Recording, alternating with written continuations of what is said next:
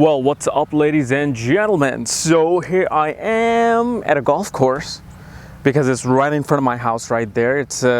I got everything here. I got movie theater, I got a pool, workout, bar, everything in one place. So today for the first time I thought I film here at the golf course because I might actually be here with my friend, playing golf. Actually, I'm in it just for the scotch afterwards and a cigar, but yeah. So today I thought we do 8th lord in the 9th house.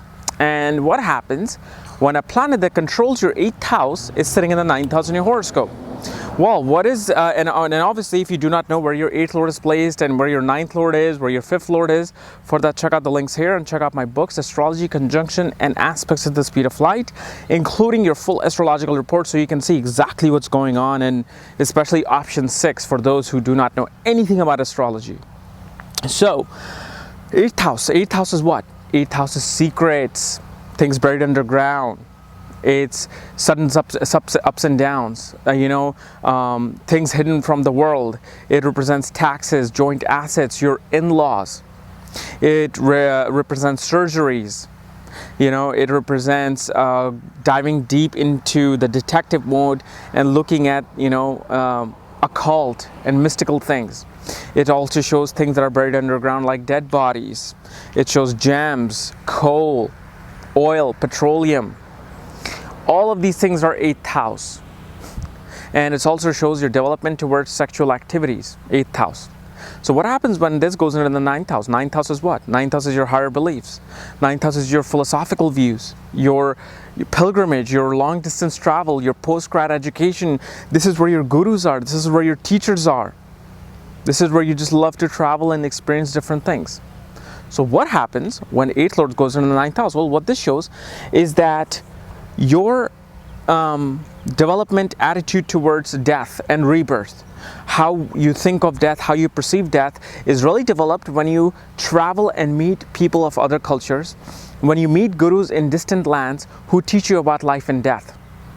Your sudden ups and downs of the 8th house and the 9th house shows you suddenly change your beliefs. You suddenly change your religious views. You're a Christian, you became a Jew. You're a Christian, you became a Muslim. You're a Christian, you became a Hindu. You're a Hindu, you became a Christian. Sudden turnaround of your spiritual and religious beliefs.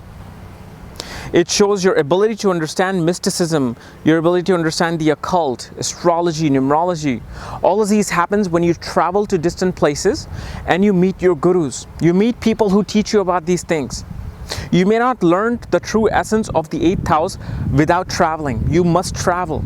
If you want to learn astrology, if you want to go dig deep into the mystical side of life, the more you travel, the more you enhance that side of your life. Shows your philosophical views of the 9th house are very darkened. They're very it's kind of like pessimistic.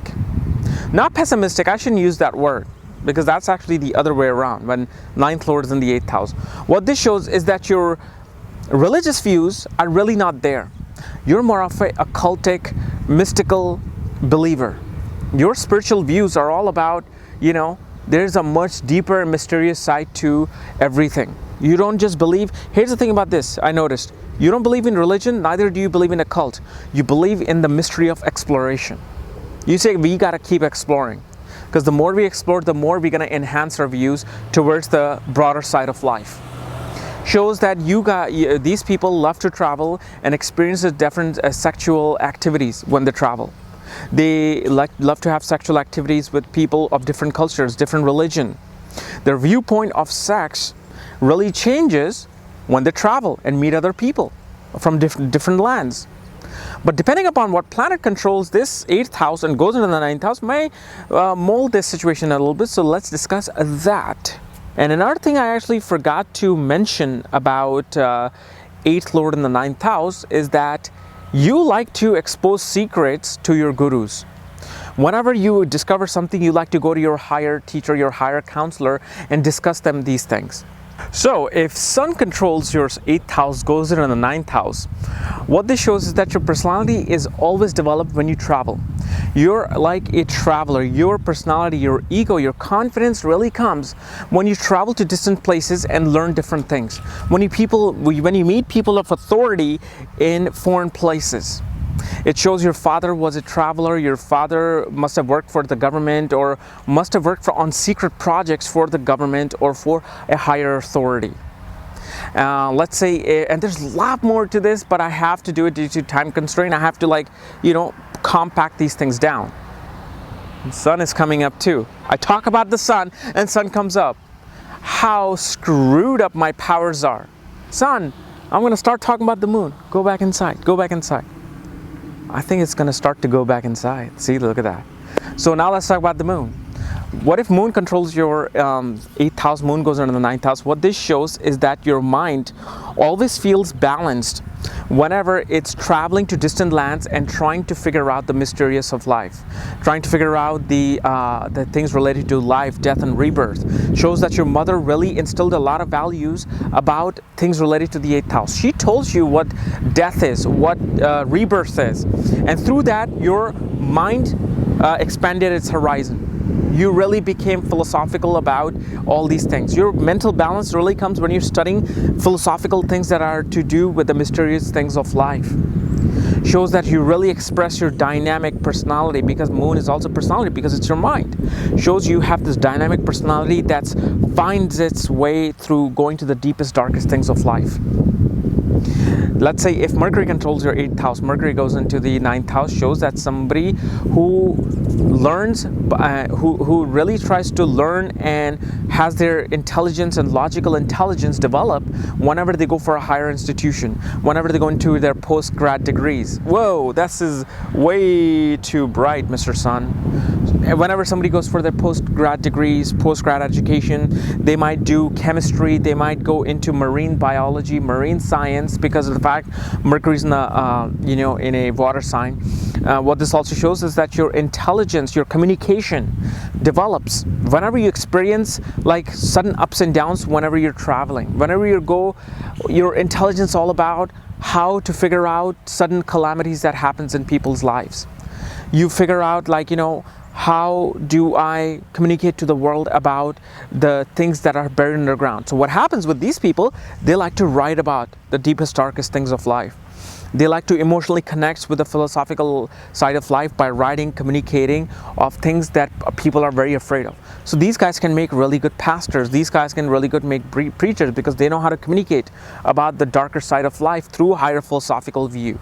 Let's say if Venus controls your 8th house, goes into the 9th house, shows that your relationships will take place in a secret environment in foreign lands.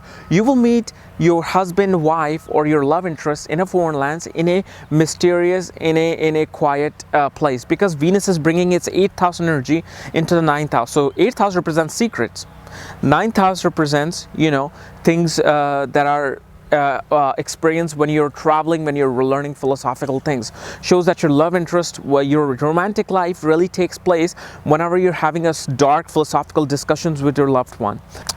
Now, if Mars controls your 8th house, Mars goes into the 9th house, shows that you are bringing the darker side of life into your higher philosophy.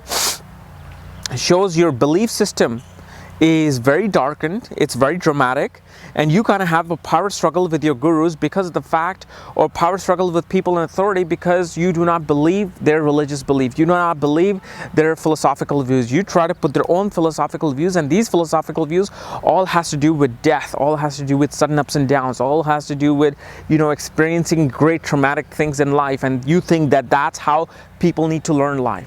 So you kind of become this dictator type personality who says by going deep, by going into the most hardest places in the world, you'll be able to understand life. And this is why these kind of people make great generals, great, people in military, people in higher government octane, where they're able to see somebody killed and not have any feelings towards it, because they know there's a higher purpose by seeing death, by seeing great dramatic things in life.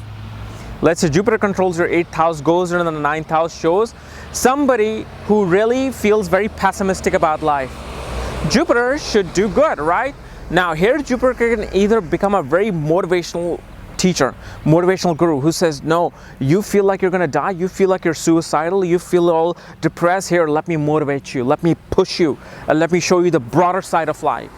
Or here Jupiter can show that Jupiter, by dealing with a lot of ups and downs, your intelligence, by going through a lot of ups and downs, going through a lot of scenarios that are not very uncommon in this world, your philosophical views of this world is very dramatic. You're someone who feels that there should be only one race, there should be only one religion, there should be only be